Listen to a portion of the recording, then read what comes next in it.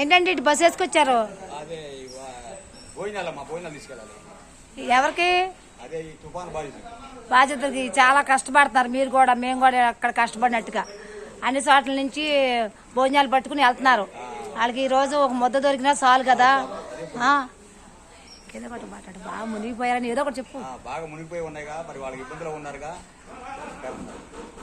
సరేనండి, మంచి పని చేస్తున్నారు మీరు. మనం అందరం చాలా మంది ఇలాంటి చాలా చేయాలని అందరూ కోరుకుంటున్నాం.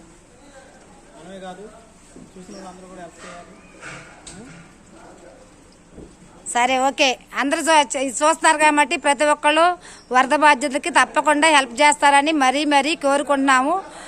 మీ మంచి హృదయాలతో ఏమీ లేని వాళ్ళకి ఆ వరదల్లో కొట్టుకుపోతున్నారు కదా, వాళ్ళకి కొంచెం గుప్పుడు ముద్దన్నా మనం పెడదామని అనుకుంటున్నామండి. Okay friends.